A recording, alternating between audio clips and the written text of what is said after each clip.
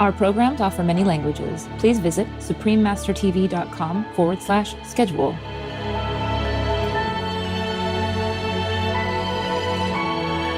It is necessary to insist on the necessity of maintaining unimpaired and of perpetually cultivating the healthy attitude of mind, which is required from the distinguishing of truth from illusion. Please continue watching for the reflective spiritual insights of Dr. Rudolf Steiner, vegetarian.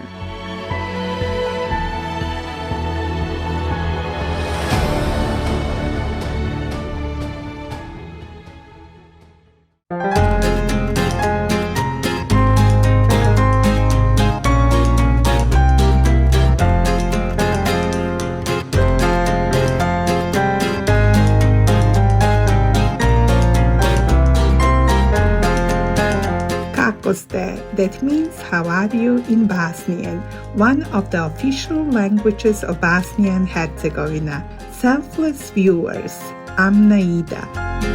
The charismatic people of Bosnia and Herzegovina send you love and warmth. May your souls be free and shielded by the mighty wing of God.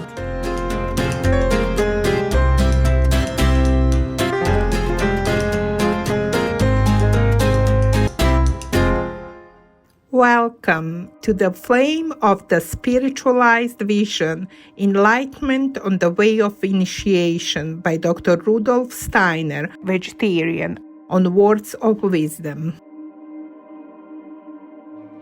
Born in 1861, Dr. Rudolf Steiner was a great Austrian polymath, philosopher and scientist who made influential contributions in the fields of education, science, spirituality, and medicine. He is perhaps best known for pioneering the holistic educational methods for the Waldorf schools.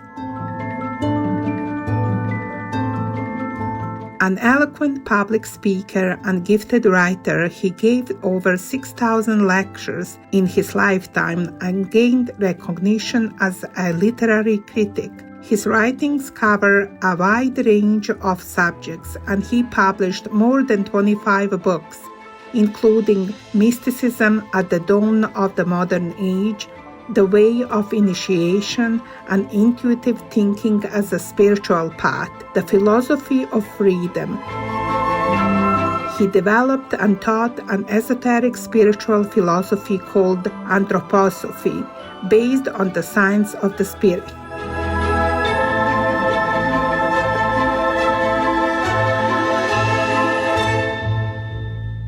Today we have the opportunity to read a selection from the profound works of Dr. Rudolf Steiner in his book, The Way of Initiation.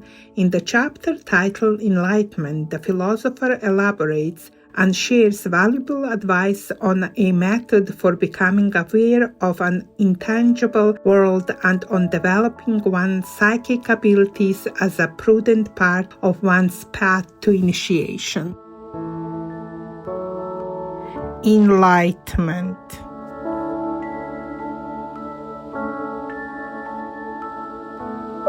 Particular stress must be laid on the importance of feeling with intensity that which one thinks. In calmness of mind, a single thought must be vitally experienced within oneself to the exclusion of all disturbing influences. Sufficient time must be taken to allow the thought and the state of feeling connected therewith to become, as it were, embedded in the soul. If that is accomplished in the right way, possibly not until after numerous attempts, an inward force will make itself felt, and this force will create new powers of perception. The grain of seed will appear as if enclosed in a small luminous cloud. The spiritualized vision of the student perceives it as a kind of flame. This flame is of a lilac color in the center, blue at the edges. Then appears that which one could not see before, and which was created by the power of thought and feeling brought into life within oneself. That which was physically invisible, the plant which will not become visible until later on, has there revealed itself to the spiritual eye.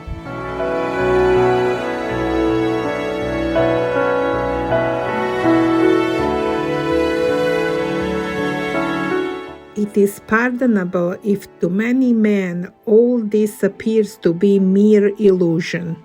Many will say, what is the value of such visions or such hallucinations? And many will thus fall away and no longer continue to tread the path. But this is precisely the important point not to confuse.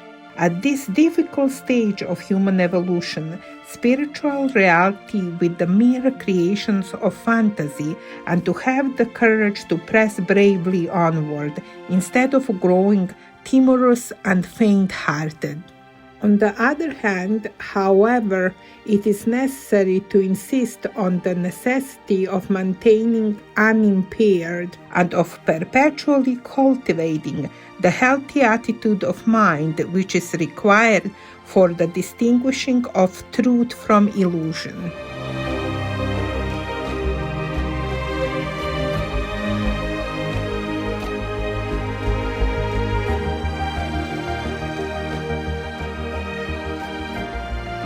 Never during all these exercises must the student surrender the fully conscious control of himself. He must continue to think as soundly and sanely in these spiritual conditions as he does with regard to the things and occurrences of ordinary life. It would be unfortunate if he lapses into reveries. He must at every moment be clear-headed and sober-minded, and it would be the greatest mistake if the student, through such practices, lost his mental equilibrium, or if he were prevented from judging as sanely and clearly as before the matters of work-a-day life. The disciple should therefore examine himself again and again to find out whether he has remained unaltered in relation to the circumstances among which he lives, or whether perchance he has lost his mental balance. He must ever maintain a calm repose within his own individuality and an open mind for everything, being careful at the same time not to drift into vague reveries or to experiment with all sorts of exercises.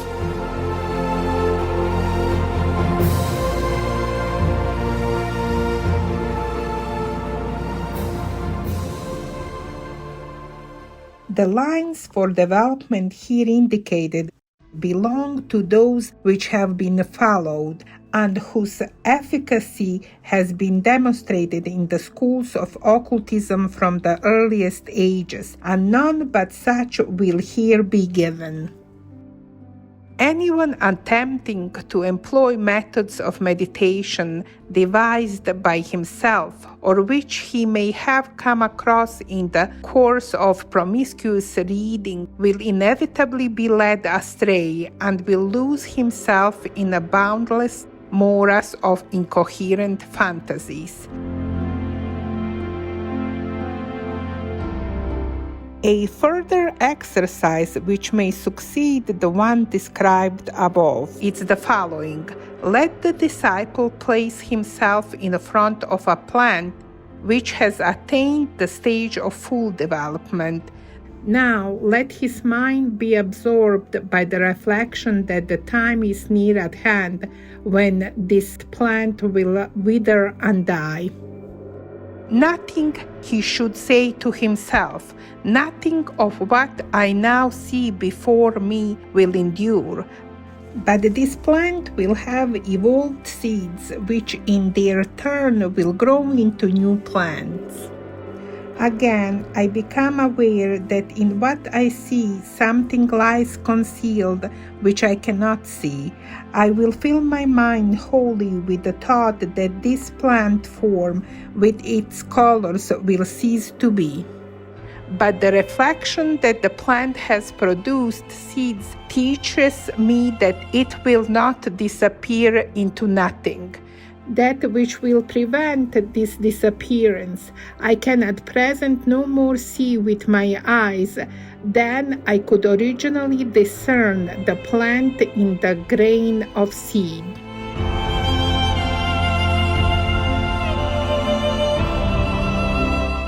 The plant, therefore, contains something which my eyes are unable to see.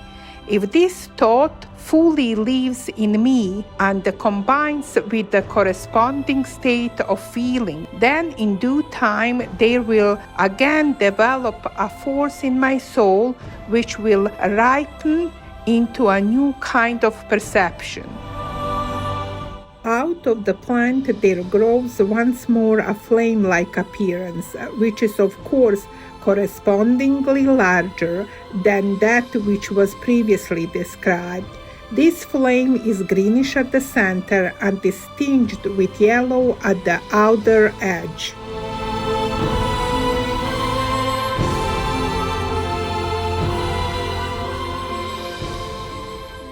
He who has won this vision has gained greatly, inasmuch as he sees things not only in their present state of being, but also in their development and decay.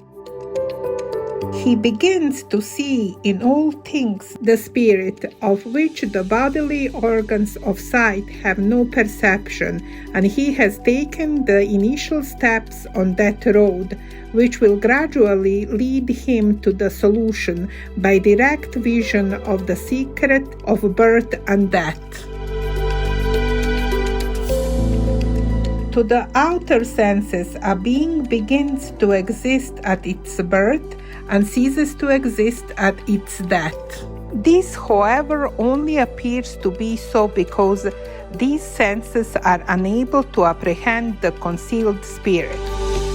Birth and death are only for these spirit transformations, just as the unfolding of the flower from the bud is a transformation enacted before our physical eyes. But if one desires to attain direct perception of these facts, one must first awaken the spiritual vision by the means here indicated.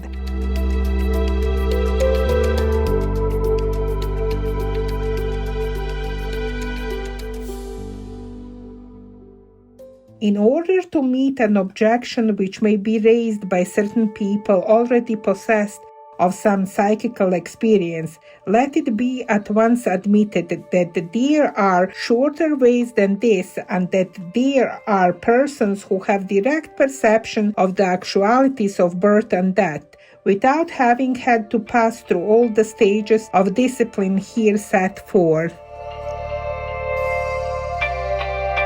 There are also human beings endowed with high psychical faculties, to whom only a slight impulse is necessary for the developing of these powers. But they are exceptional, and the methods described above are safer and are capable of general application. Similarly, it is possible to gain some knowledge of chemistry by special methods, but in order to make safer the science of chemistry, the recognized reliable course must be followed.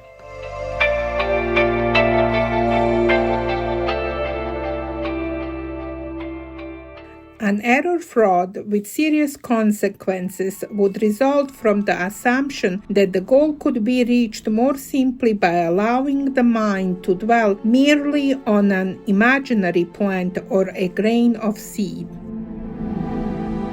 It may be possible by such a means to evoke a force which would enable the soul to attain the inner vision. But this vision will be, in most cases, a mere figment of the imagination, for the main object is not to create arbitrarily a mental vision, but to allow the veritable nature of things to form an image within one's mind. The truth must come up from the depth of one's own soul, not at the core of one's ordinary self, but rather must be the objects of one's perception themselves, exercise their magical power, if one is to perceive their inner reality.